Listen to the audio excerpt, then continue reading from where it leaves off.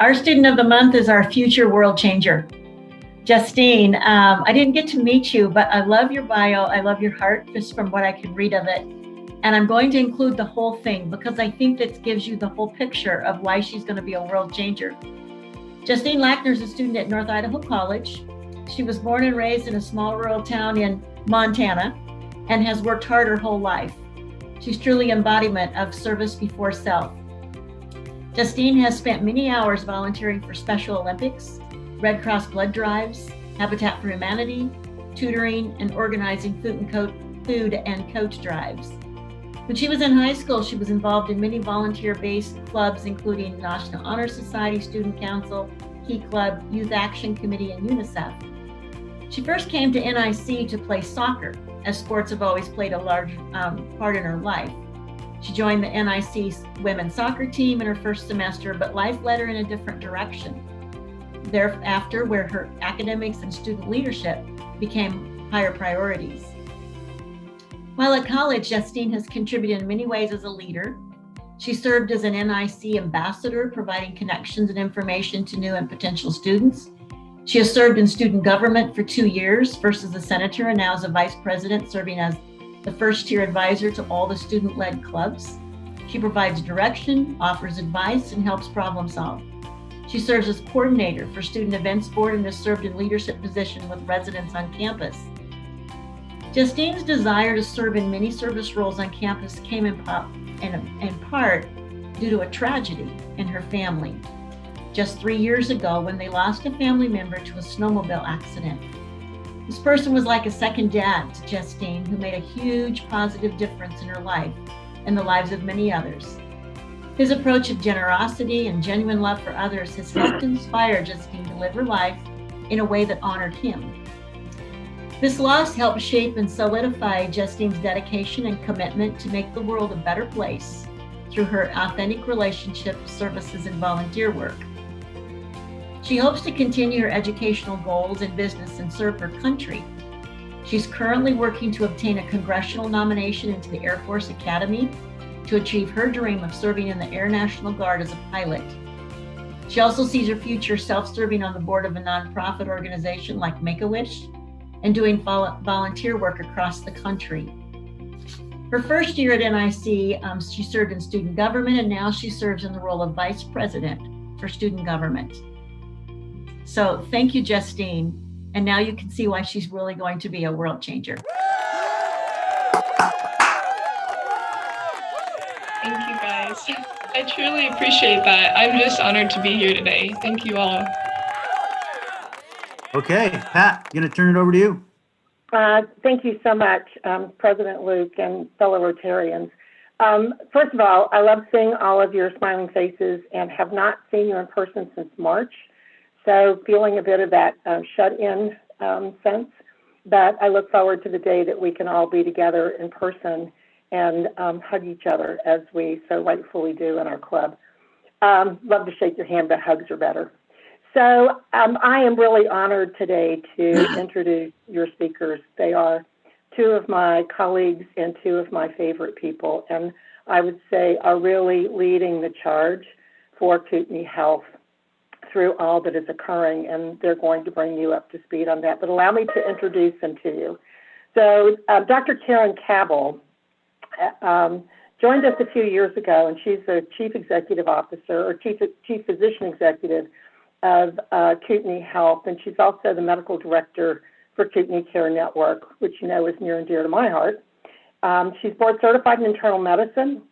She has executive administrative responsibility for quality and safety, performance improvement, care management, and population health. And her focus is really, really on the culture of safety and teamwork and comprehensive care integration. But I would say this to you, she's also an incredible leader. She's been able to help us articulate some very, very complex plans so that we can deploy them house-wide and deploy them on behalf of all that we serve. And so I just want to add my own personal note on Karen, who has just been an invaluable resource. Your second speaker is Jeremy Evans. And while he's the Executive Vice President of Hospital and Regional Operations at Kootenai Health, He is also our incident commander, and that is no small task. That is a huge responsibility of coordinating between Kootenai Health, public health, our regional partners in our critical access hospitals, and many others around the area.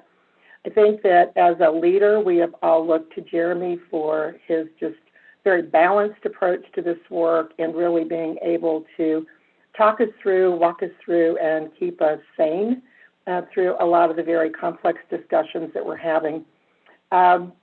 He got his bachelor's degree from Miami University in Ohio and his master's from Ohio State. So no, he's not a vandal, and he's not from any of the university from Iowa schools, but we still value his education and his experience coming into this.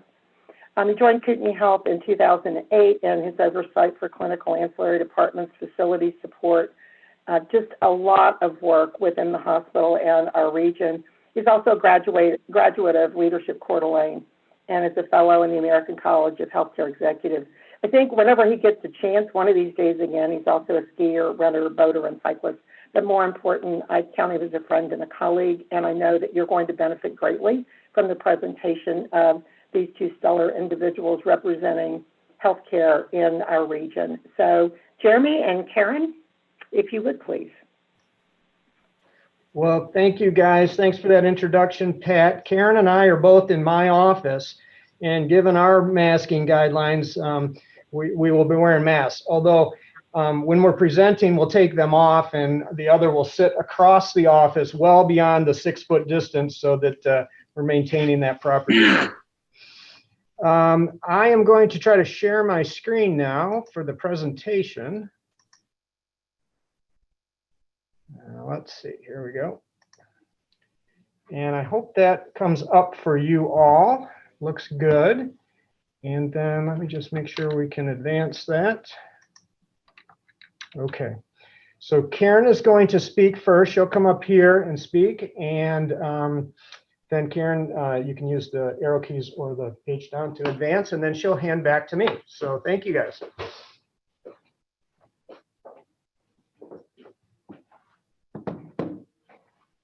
Good morning, everyone, and thank you so much for inviting Jeremy and I to speak on this topic where we have been spending a lot of our time. We're very proud of the work that Kootenai Health has done to date around preparing for the COVID epidemic, and look forward to continuing to meet the needs of the community. All right, so that would be helpful to just level set on a little bit of data about Kootenai Health. Since a decade ago, Kootenai Health has had substantial expansion. We've had had more than $300 million in investment in facilities and services so that we could grow and provide additional services to the community.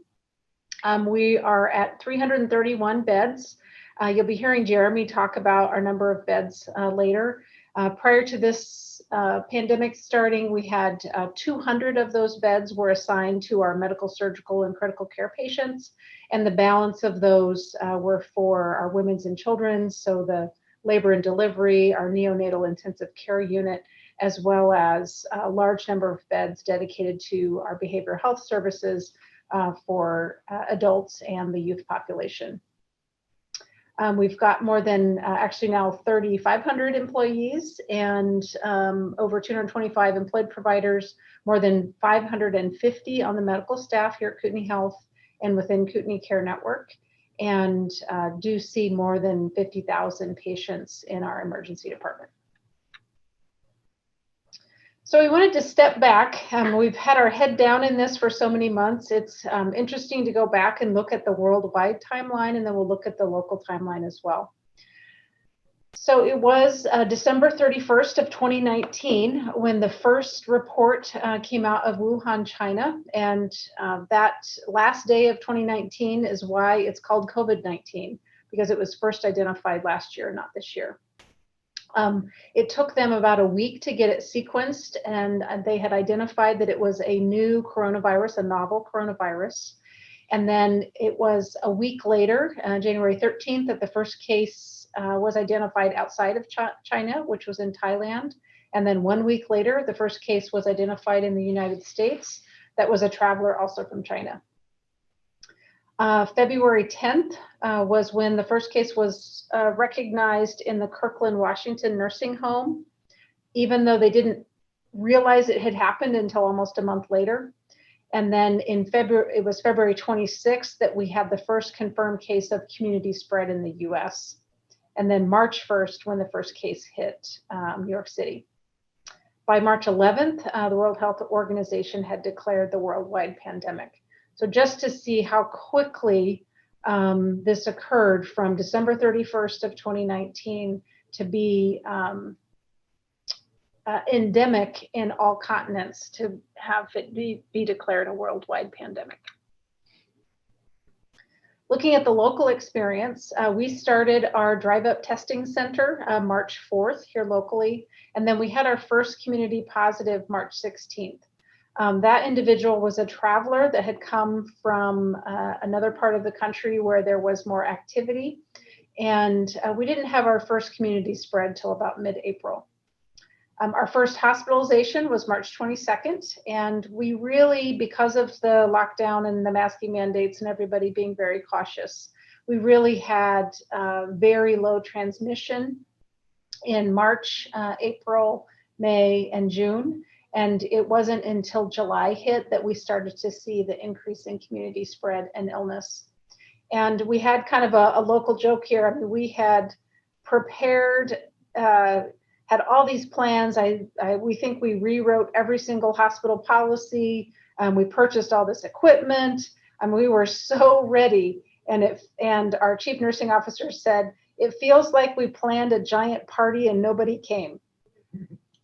But unfortunately, it did eventually come in July, and we have been pretty consistently busy addressing the COVID population since that time. Since early July, we've seen a total of 303 hospitalizations. 75 of those patients have required critical care. Within the hospital walls, we've only had 26 deaths, but some of the patients that had been cared in the hospital were discharged into a hospice setting. And then in total, in the Panhandle Health District, there have been 73 deaths reported to date in the 5 northern counties. Just to give a little background about COVID-19, so it is a coronavirus. It is not influenza. It's not the same type of virus at all. And coronaviruses are known to cause both respiratory as well as intestinal or gastrointestinal infections in humans. And there are 4 common types of coronavirus that have been circulating the world for years and years that cause the common cold in humans. And coronaviruses were not felt to be a threat to humans until 2002. And then it happened again a decade later in 2012 with the first SARS, which was in 2002, and then MERS, which occurred in 2012. Both of those coronavirus illnesses were passed from animals to humans and then spread within humans. And what makes those different to what we're having today is that with both of those diseases, people did not become contagious until they were highly symptomatic. And then once they were symptomatic, it was spreading from human to human. And both of those diseases at the time had a very high mortality rate. So you got sick, and it wasn't until you felt sick that you were contagious, so people were isolating more. And then the mortality rate varied between 40 and 80% with both of those diseases. What's different about COVID-19 is that you actually become contagious often before you have any symptoms at all. In fact, some of the peak contagiousness is at 36 hours prior to any symptoms starting. And so, you know, folks have inadvertently, not knowing, have spread it to others that they come into contact with. And then the incubation period is also longer with these. And so we've got all of these folks circulating the globe that without knowing it, they have passed it on to others. It is primarily transmitted by aerosols, like air droplets. And so we know that just myself talking, I could be spreading virus in a 6-foot circle. coughing, sneezing, singing have all been documented as reasons for transmission.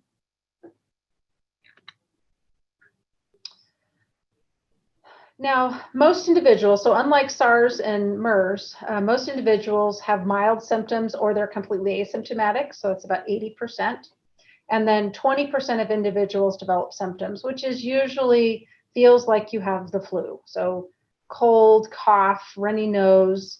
It's pretty prominent that individuals lose their sense of taste and smell early on.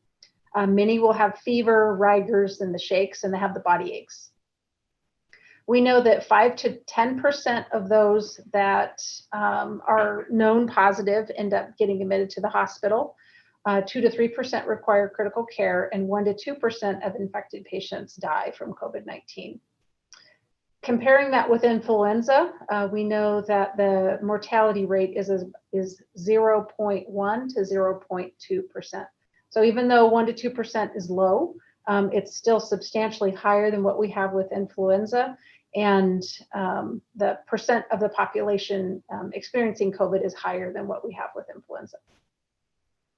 Our experience locally is that of those patients that have tested positive through our testing, we know that 9.3% of those have been admitted and 2.2% have required critical care.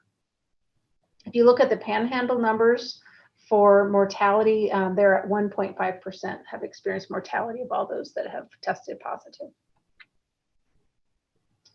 All right, so we just wanted to share some other details about what we've done at Kootenai Health to prepare. So early on, as I mentioned before, March 4th, we got the testing, the drive-up testing center opened at 2207 Ironwood Place.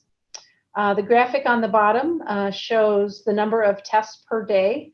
And I think our highest was in the 700s in July when there was a high demand for testing. And then we've been creeping back up more recently. And that's the graphic are the total number of tests performed in a 24-hour basis, including all sites. Usually this testing center in the last couple of weeks has been seeing 250 to 350 patients per day. The individuals that are doing the swabbing, there's a whole process that is orchestrated between registration, security, traffic control, and then the individuals actually doing the swabbing are in what we call full PPE, where they're wearing an N95, which is that green mask that you see in the individual on the left, a full face shield, gown and gloves, and then they're able to collect the specimen from the patient in the car. When we started this effort, just like other areas of the country, we had limited internal testing capability. And over the course of the first couple of months, it took, our turnaround time was about 5 to 6 days from the time that you did a swab until you got your test results back. We've very consistently been right at 24 hours or less since mid-May. In order to get there, we have had to use a variety of outreach labs. So these are, an outreach lab is where you send your test specimen to another lab facility, and then they run the result, and then they send that back to us. We started with the state lab down in Boise. We have used the University of Washington, Mayo Clinic, Insight Labs over in Spokane, as well as others. Additionally, we've also invested in in-house instrumentation. And so as of this week, we have the capability now to perform all of the testing in-house here at Kootenai Health. But it's varied between the 3 different instruments that we have invested in because there are significant, what we call supply chain issues. We can't get the test kits and the reagents to do all of the testing in a timely fashion. So we're piecing it together between those 3 instruments. And then if we have any issues doing the testing in-house, we still have the availability to send it over to Spokane to Insight. So as of this morning, we checked and we had done tests on 43,300 plus patients. And of those, 3,253 of those have been positive, and then the balance have been negative. The graphic over on the right shows the testing by zip code. And so you can see those yellow and orange and red dots in the middle are right over Post Falls, Coeur d'Alene, Hayden, et cetera. And then the zip codes of patients tested in the smaller dots are represented all over. And you can see that we have done testing on individuals that have come here and gone through our testing center from a wide swath of our region. All right, so early on, we knew from the experience in New York City that we needed to be prepared from a hospital standpoint for where we would be caring for these patients. And it's a best practice when you have a highly infectious disease to cohort patients in the same location and have similar staff taking care of them. So we created this surge plan where we created areas of the hospital for treatment of COVID patients and areas of the hospital for taking care of everybody else. And we are currently in our phase 3 of that plan. We have identified that we have a critical care unit on our 3rd floor designated to caring for the COVID patients that need critical care. And then we have been in mostly single occupancy, so 1 patient per room on 3 East. And we are transitioning many of those rooms on 3 East into double occupancy because of the increased cases. If we continue to have demand for COVID patients, we will move into other areas of the hospital and decommission those areas for the care of other types of patients. Our 3 East COVID isolation unit, or cohorted unit, is pretty special. We're very proud of this space. We have critical care beds there. We have a specially trained team who put their PPE on in the morning, either the N95 masks or those large shields that you see. And they wear that PPE all day long because that's felt to be the safest for both the staff as well as the patients. We have a dedicated critical care physician for that area, and then dedicated hospital medicine physicians. And then at nighttime, we have added an anesthesia provider that is available to be that extra set of hands to help with whatever patients need, having lines put in, having extra respiratory support, getting intubated, et cetera. We early on identified that we needed to have a good handle on our supplies and our equipment needed. And so we have a dashboard that tracks all of our supplies on a daily basis. We're particularly concerned about the personal protective equipment. So all of the gown, the gloves, the masks, face shields, those items so that the staff and the patients can be safely cared for. And then we monitor a variety of other types of things, such as our testing supply, our supply of ventilators, or what we call high flow nasal cannulas, the other way to deliver a large volume of oxygen besides being placed on a ventilator.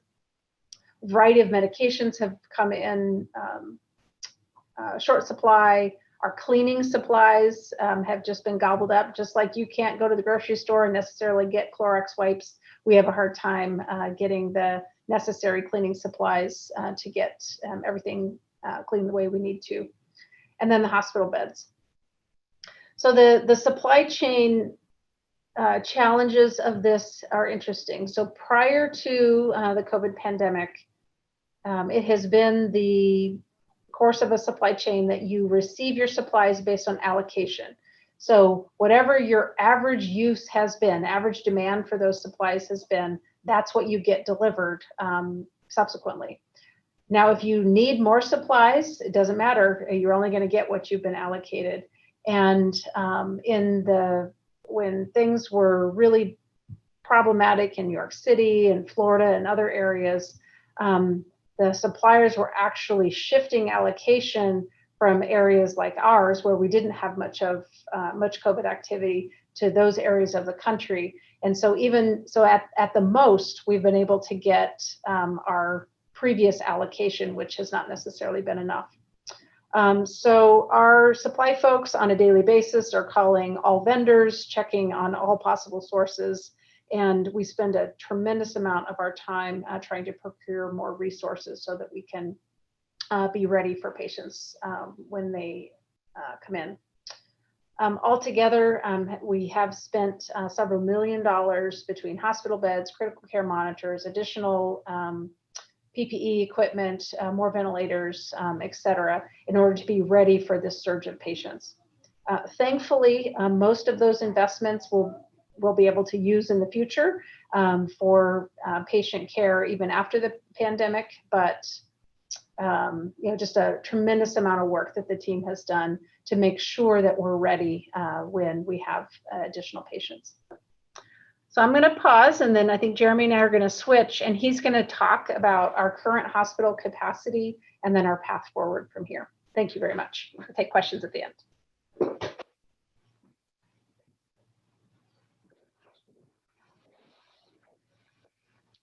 right, thank you, Karen.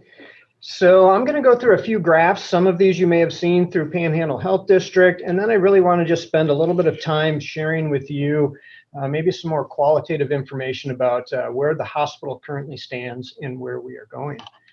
So this is the number of positive results that we have collected through our testing center and through the hospital. And you can see back in early April or March that there was a little bit of volume, but we really didn't start to see the positive results until midsummer, July and August. Tapered off a little bit into September, but we are now seeing a second surge in the community. So again, these are positive results to date through Kootenai Health, over 3,200 positive test results. This is the current COVID admissions, or our daily census for COVID patients. And likewise, as you can see, it cycles the same way that the positivity results have. So in July and August, we had a point where we reached as many as 35 inpatients on a given day that had COVID. That is the blue line. The orange line is of those patients, how many were receiving critical care level services. The little gray bars is that positivity rate from the previous slide. And you can see that as the positivity increases, there is a little bit of a lag effect before we see those patients admitted to the hospital. So likewise, we are seeing that increase in positivity rate, upwards of 14, 15, 16% right now. And we expect that that will also return in additional inpatient admissions, and we're seeing that today. Today, our inpatient census for COVID patients is 36, and we have 13 requiring critical care level services. So we're definitely in this second wave, if you will. We often describe our census in terms of green, yellow, red, and when it's really high, purple. As Karen mentioned before, we're licensed for 331 beds, and 131 of those beds are designated for behavioral health, for labor and delivery, postpartum, and neonatal intensive care, so very specific patient populations. That leaves 200 beds for the general medical, surgical, critical care patients that we see every day. And we typically run between the 80 and 85% capacity range. You want to preserve some capacity for admits and discharges and the fluctuations that we have in volumes every day. This slide really just represents our volumes in October, this current month. The dips coincide with weekend volumes, but you can see over the month we have been increasing our capacity and have gotten into that purple range. A couple days ago, we were at 99%. So this is what we're experiencing. So this is both the COVID patients of 35 admissions or so, as well as all of the other normal, necessary healthcare needs, those folks who have cardiac needs, who have strokes, who have pulmonary needs, who have pneumonia, who have trauma or other orthopedic needs. We're still serving all of those folks within the community. The region is also experiencing similar challenges with capacity. These numbers in the table are for the Spokane area hospitals, and you can see they have a number of COVID patients, a number in critical care, and their critical care bed availability is very limited. And so we really are on a case-by-case basis on our ability to transfer patients to Spokane if necessary. Likewise, the hospitals in the 10 northern counties, which are predominantly critical access hospitals, 25 beds or less, are also experiencing challenges with their capacity and their staffing. However, those critical access hospitals don't have the level of care that is available in our critical care unit. And so we truly are the only critical care hub that can care for the sickest of the COVID patients in North Idaho. We're also having some experiences with our long-term care facilities in the area. Many are not able to take admissions, and then we have challenges discharging patients from our units to post-acute care facilities. I wanted to spend a minute talking about our staff. They have been amazing. We have over 3,500 employees, and the health and safety of our staff has been a priority since day one of this pandemic. We have 132 employees to date through the pandemic that have tested positive of that 3,500. And currently there are 27 that are being monitored and are off work. What's interesting with this population, this employee population, is over 85% of those 132 who have tested positive have sourced COVID from a community transmission, meaning outside of the hospital. About 10% or so have contracted it in the workplace, but has been with contact from a coworker. And only 5% or less has really been from a true patient exposure of caring for a patient who has COVID. And so truly our hand washing, our masking, our distancing within the hospital is absolutely working to protect our healthcare workers. Unfortunately, we're seeing higher degrees of absenteeism. Our staff are working extremely hard. They are getting tired. We are short-staffed. We are seeing some absenteeism due to childcare issues or family members who have COVID, and we're seeing greater call-offs. There is a national shortage of skilled critical care and specialty nurses. We have reached out and are seeking and have approved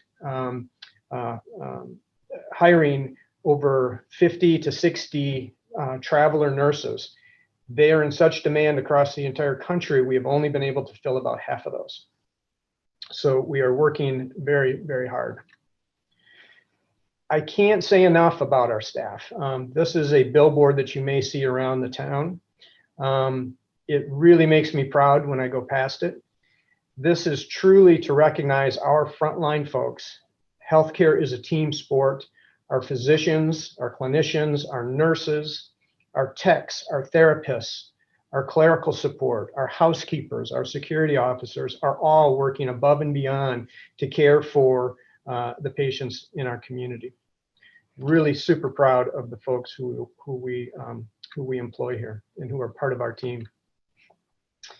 And then I wanted to remind you all that Kootenai Health is your hospital. We are a hospital district in the state of Idaho, and you are technically our owners. We are open 24/7, 365 days a year. Today, we will see hundreds of patients in the hospital in our emergency department. We will see thousands of patients in our physician offices, urgent care, and other outpatient services. And we do this with a personal touch. Our mission includes focusing on our patients, one patient at a time. This gentleman is one of our COVID patients. His name is Joe, and he gave us permission to share this photo. But he could very well be your neighbor, your family member, your friend or coworker. And we really want to remind everyone that this is where the rubber hits the road, if you will. This is why we do what we do. COVID is stressing our system. The volumes are high. Our staff are getting weary and tired. Just this past week, we have been unable to accept over a dozen transfers from outlying communities. We have deferred a number of surgeries, including heart surgeries, neurosurgeries, and abdominal surgeries. We're delaying those by days or weeks, but they are necessary surgeries and necessary care that we need to continue to provide. I mentioned we're having challenges with discharging patients to appropriate nursing homes. The system is stressed, but we remain open and we remain committed to serving you and your neighbors and your family and your friends. We look forward to continuing to work with the Panhandle Health Department and the first responders and the providers and the post-acute care facilities, the other regional hospitals, to continue to serve our collective communities in region. And looking forward, we are truly on a case-by-case basis when the volumes get this high. We need to continue to communicate the importance of masking and distancing and washing hands. We need to look for additional resources and staff and models to continue to care for patients. We will continue to adjust up and adjust down. We are stretching our bed capacity from the 200 for the medical surgical capacity, and we're beginning to put double occupancy in some of our patient rooms. That adds bed count, but it also requires additional staff and additional resources and additional supplies. We are anticipating the upcoming flu season and developing some means for some respiratory clinics and some cares, because often the flu will present in a very similar fashion than COVID, and we want to make sure that we're not further spreading, or we want to make sure we're addressing those needs as well. So in a nutshell, moving forward, your health system is open and we will continue to be open. But these stresses put us in positions where some cases may be deferred, some cases may be delayed, and we want to make sure that we are in a position to continue to offer those necessary normal services for all of our community. So I'm going to pause there. That is a lot of information, but I think Karen and I would both welcome questions if you have time. Yeah, Jeremy, Karen, thank you so much. Wow, that was impressive and very, very timely. Thank you so much. Questions for the paradox? I mean, the two doctors. Paradox. That's the best I could do, Steve. Come on. There's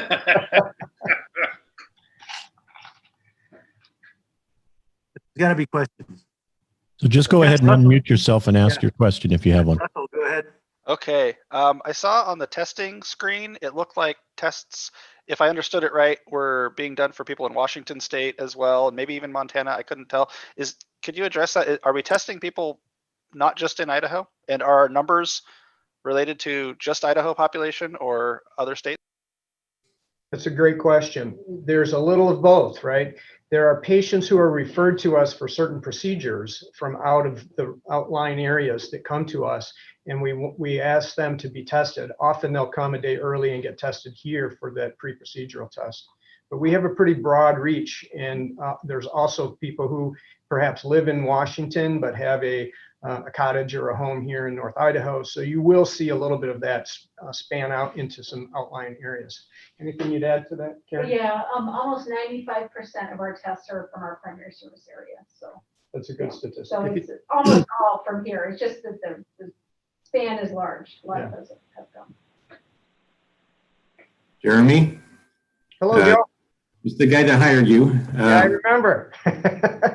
Two questions. One, what impact do you think the activity of the health district yesterday will have, eliminating the mask mandate? And secondly, do you think it's possible to develop a voluntary mask program throughout this county, at least, with the businesses, the chamber, other organizations requiring masks to the extent they can of the general public and of their employees? Yeah, sure. Karen wants to take the first one, and I'll chime in as well. Yeah. Thanks, Joe. So I think what we're seeing is making us very nervous in terms of the uptick of cases. We have what's different now about July is that kids are back in school, and because of the cold weather, people are moving indoors for their gatherings. And so the rise of cases is going up so fast right now that we're really concerned about the timing of the mask mandate being rescinded, and feel that it's only going to accelerate the uptick. The other thing that is a unique about this illness is that it takes about 2 weeks from the time that the cases happen until it translates into hospitalizations. So right now, here we are sitting at 36. And if you back up 2 weeks, it was really before we started the uphill climb, the steep uphill climb in cases. And so if we look forward to what it's going to look like 2 weeks from now or 4 weeks from now, that has us very concerned. So we think the timing is really bad for the health of the community, for the mask mandate to be rescinded. Joe, I think, I mean, again, speaking for this, I think I can speak for Kootenai that we were disappointed in that action. As we move to a red status in the community, as we're seeing this spike, to now rescind the mask mandate was discouraging. However, I think this is a prime opportunity for us to continue to push forward and lock arms throughout the community, right? There are many others who can help us communicate the necessity of masking. And we have already got some wheels in motion along those lines. So in some ways, this may be a bit of a nice call to action to hear from some of the other community members who are supportive of masking and are supportive of social distancing and are supportive of doing what it takes to help slow the spread of COVID. So more to come on that, but great question. And, we're not out of the woods, and I think masking is still an appropriate method for helping to slow the spread. Do you have a typical age profile on those that are recently infected? Sure, an age profile of those who are recently infected. I think it spans a broad variety of ages. We are seeing more prevalence in schools and school-age kids, although the younger population tends not to have as severe symptoms and illness related to COVID. But that's not to say this is solely an older person's disease. We have had folks as young as in their 30s or 40s within our critical care unit who have been experiencing significant challenges of COVID. Karen, anything you'd add there? Yeah, we're really still seeing pretty much the full gamut of age range. And like Jeremy said, I think today our hospitalized patients range in age from the 40s to the 90s. So I think we had a question in the comments. Charles, do you want to ask your question? Oh, let's see if I can find it. I mean, the whole topic of asymptomatics is interesting, and speaking as an interested citizen, very hard to get at real hard information. You know, is there hard information on asymptomatics that you'd like to share with us? Yeah, there have been several studies that have been published, and we'd be more than happy to forward those over to Pat, and she could help disseminate that information, that demonstrate that some of the peak contagiousness, the viral load that is detected by way of the nasal swabbing can peak at that between 24 and 48 hours prior to the onset of symptoms, which makes this different than influenza, different than the other coronaviruses. And why it's kind of the, you know, it's fundamental to understand why it spread so far and so fast is because of that pre-symptomatic contagiousness. So be happy to send that. So what happens if you guys run out of beds? Well, you know, our staffing plans and our bed capacity plans allow for scaling up. You know, it's not just the beds, it's the nursing staff and the physicians to see the patients. And so you need to move into what you call crisis standards of care, where you no longer have, instead of one nurse to 2 critical care patients, it's 1 nurse to 4 critical care patients. Which means that you're not going to be able to deliver the same standard as before. And, you know, in New York City, when they got into trouble and they had patients lined up in the halls, they had critical care patients that weren't on a monitor. They had critical care patients that didn't get the oxygen therapy. They had critical care patients that didn't have nursing. And that's what led to those higher mortality rates than have been seen elsewhere. So, you know, we will engage with all of the regional partners, both to offload this hospital to appropriately to the regional hospitals. We'll work with the Spokane hospitals, and then we'll start transferring to other places such as Seattle and Portland if they have capacity.